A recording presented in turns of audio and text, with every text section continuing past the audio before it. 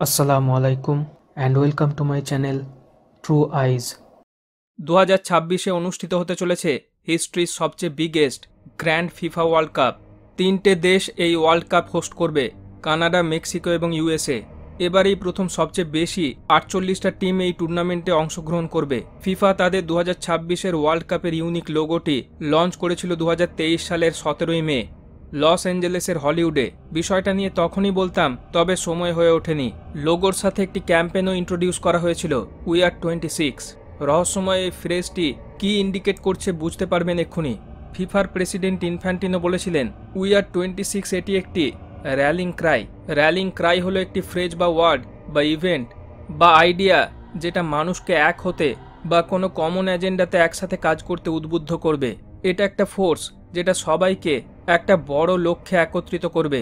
আপনি কি কথাটির মধ্যে কোনো মিল খুঁজে পাচ্ছেন? আমার ভিডিওগুলো বুঝে থাকলেই এটা ধরে ফেলার কথা।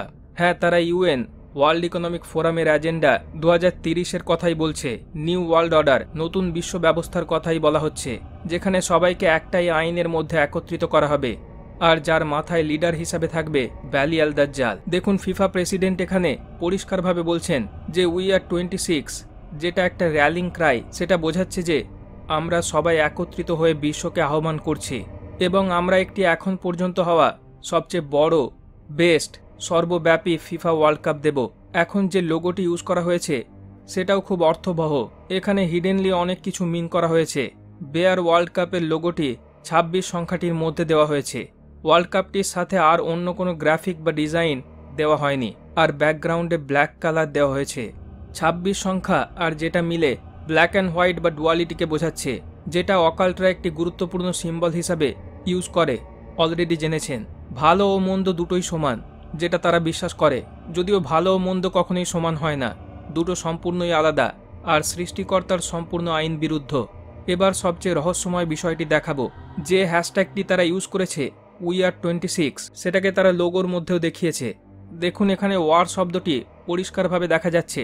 যদি আমরা দুটো কে অমিট করে দিই, দুটো এটাও অর্থবহ।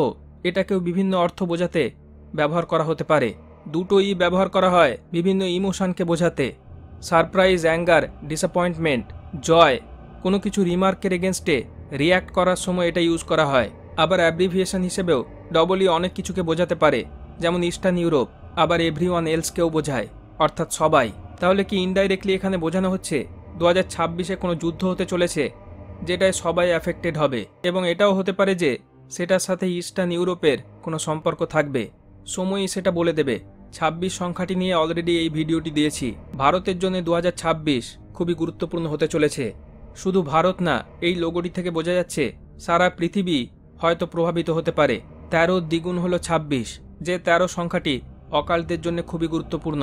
এটাকে যেমন আনলাকি নাম্বার বলা হয়, তেমনি আবার ট্যারোট কার্ডে এই নাম্বারটি ডেথ বা মৃত্যুকে বোঝায়। আবার 6 আর 2কে অ্যাড করলে হয় 8, যেটাও মৃত্যুকে বোঝায়।